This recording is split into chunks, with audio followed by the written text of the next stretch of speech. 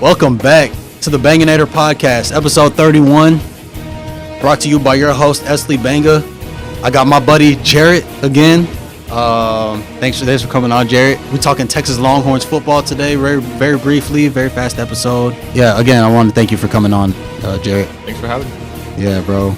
So, Texas Longhorns, man. You a Longhorns fan? Oh, yeah, big Longhorns fan. Hey, that's a bet. For me, my two teams for college is definitely Longhorns for Texas. Mm-hmm. Always going to be. But me being a native to Fort Worth, shout out TCU. Yeah, true. Christian University, Fort Worth. True. I mean, I'm always going for those two teams, man. I've been on their campus before. Yeah. Mm-hmm. I've also been on the UT campus before, and it's a badass campus, badass stadium, badass field. Mm-hmm. So I love it. I want to talk about their upcoming schedule. Okay. Their 2023 schedule, they go against Rice. No relation to Jarrett Rice. Mm-hmm. But they go against Rice. I think that's going to be a win, obviously. They go against rematch versus Alabama. We know how badass that game was last year. I think they won by 1 point. Quinn Ewers got hurt. I think if he doesn't get hurt, they win that game. So I'll have that as a win. They actually win it with a healthy quarterback. Okay. Yeah. Oh, with Rice? Mm-hmm. No, Alabama. Oh, sorry, Alabama. Yeah. Wyoming, got that as a dub. Baylor, I have that as a loss. Those Longhorns they like the Cowboys. It's just a game where they should win, and then they lose. So I have that as a loss. Kansas, dub. Oklahoma, OU sucks. OU sucks. Yeah, we can take OU. Yeah, we will take. We blew them out last year. I think it was a shutout. Yeah. 49-0, something like that. Yeah. Yeah, bro. From things I've read, it just seems like Texas is going to have a huge year this year. I hope so. Everyone's saying they're going to be favorites for Big 12. I hope so, bro. They can at least win a Big 12 championship. Yeah, they're up there with Alabama as far as talent now. Yeah. So that's what I thought that Coach Sarkisian would bring. He's a good recruiter. He would bring in some good recruits. Houston, both Houston and BYU, we play them. They just joined the Big 12 this year.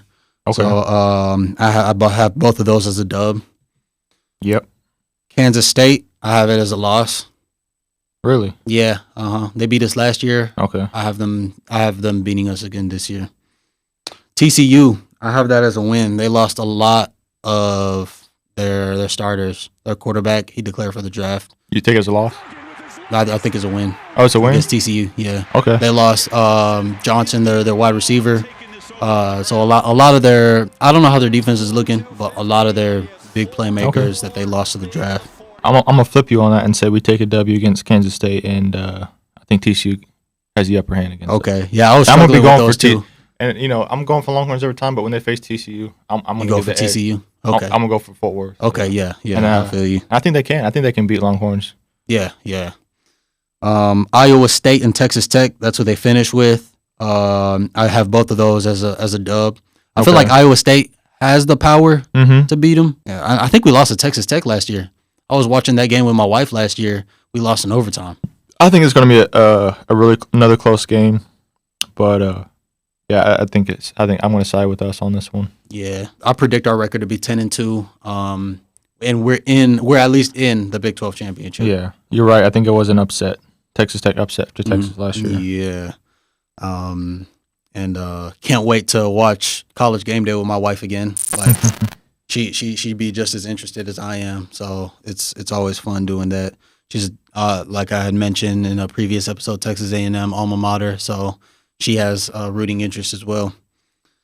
And then their 2024 SEC opponents were released as well. Wow. Yeah. So going back to 2023, I think they can win almost every single game. If I'm gonna give losses, I'm gonna give them 2 losses. Yeah. Same. I'll say 2 losses. Same. Mm-hmm. So in the SEC, they're going to face, in 2024, they're going to face Florida Gators. So they still have Manning? Yeah, they do. So you think he's going to step up in 2024? I don't know. It depends if Kun Ewers is coming back or not. Yeah. He's got to step up at some point. Yeah. Or he's going to go to another school. Yeah, that's why I feel like leave us. Manning is going to transfer. Yeah. That's why 2024 is going to be harder. Yep. We'll see. To estimate, we'll see. To predict. I'm saying. So Florida Gators, Arkansas Razorbacks, Georgia Bulldogs, OU Sooners, because they're moving to the SEC with us.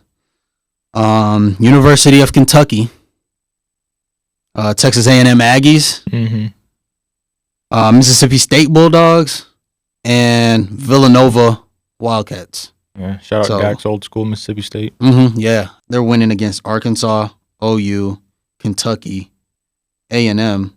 They're still Texas's little brother. Mississippi State and Villanova. That's 6 right there. Yeah. Now we're gonna struggle against Georgia, Florida.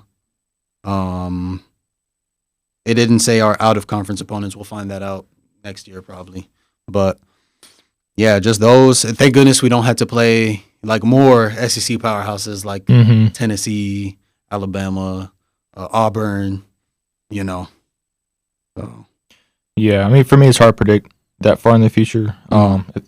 They assembled a good team this season. If it's anything similar to this year's team, then they have definitely a great chance to be great again in 2024. Yeah, but I'm excited about 2023 season. Same. I didn't realize till recently how good the outlook really is for this upcoming season. Oh yeah. Hopefully, College Game Day comes to the Cotton Bowl for Texas versus OU, the Red River rivalry, so that my wife and I can go to College Game Day, go out there and enjoy the fair. We're going to enjoy the fair regardless, but hopefully College Game Day comes so we can enjoy that. Yeah, Longhorns, man, their receiver base is going to be great. Yeah, a lot of our receivers came back. We still got Xavier Worthy. Yep. We still got Jordan Whittington. So then we got A.D. Mitchell and Isaiah. Not sure how to pronounce last name. Nayor. I'm not sure, but we got a really good receiver base. Okay. And tight end Jatavion Sanders. Okay. All right. So another good, if you want to count him as a receiver. So offense is going to be fun. All right. Pretty good O-line too. Oh yeah, true. Yeah. We did lose some defensive players to the draft. Obviously, you need to replace a great linebacker. Yeah. So they do have a great linebacker in Jalen Ford. Yeah. So but yeah, the day lose one to the Cowboys. Yeah. Which I ain't complaining about. No. So they're going to be a great team, man. I don't think they're really taking many L's at all. You know, I'm gonna give them 2 L's, Baylor and TCU. No, yeah, and me it's Alabama and maybe Alabama, Kansas State. Maybe. Yeah. But I think they're a better team than I think they're probably a better team than Alabama this year. But Nick Saban's Nick Saban. Yeah. So, but we'll see. It's time once again for our country superstars to rise up and defend their land and defend their title. I'm talking about the U.S. Women's National Team. We playing in the FIFA Women's World Cup in Australia, and they facing Vietnam on Friday at 8 p.m. on Fox. Let's get it. You see me repping my Alex Morgan jersey right now? Come on, she the GOAT. The U.S. Women's is coming off to back-to-back World Championships, 2015 and 2019. And I watched the whole entire run in 2019. Elite. Nothing but eliteness going on. Greatness. They beat Japan in 2015 and they beat the Netherlands in 2019. And it's no surprise to anybody that the USA are World Cup favorites. And there's been a lot of commercials going on. It's clear that other countries think that we're full of it. But I call it confidence. Come on, USA. Let's win this. Let's make it a three-peat. I'm going to go over some key players to keep your eyes on over the next month in this World Cup. So we got Alex Morgan, our leader. Definitely the best player on our team. 121 career goals. Let's go, Alex. Lead us to victory. Megan Rapinoe, 73 assists.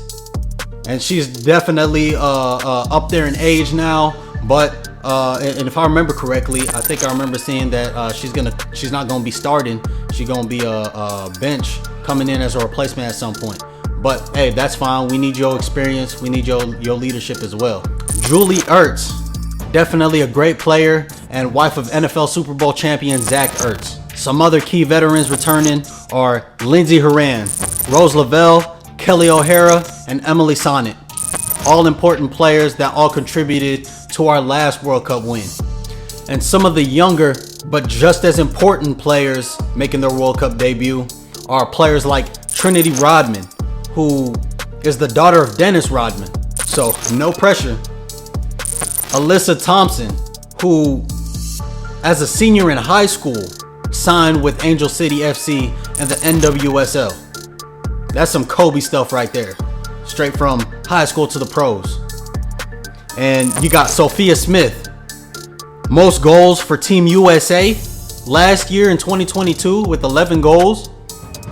NWSL MVP, NWSL champion, and she won the MVP in the championship. So she's accomplished already. So, but she making a World Cup debut. Okay, let's take it up another notch. So let's go, Team USA. Let's complete that three-peat and bring it home. And that would be 5 total for us US women's. Let's go. The rest of the world, they can't touch us. Come on. USA, USA, USA. The Banganator podcast is brought to you by Esley Banga, diehard fan of the Dallas Cowboys since 1997. How about them Cowboys?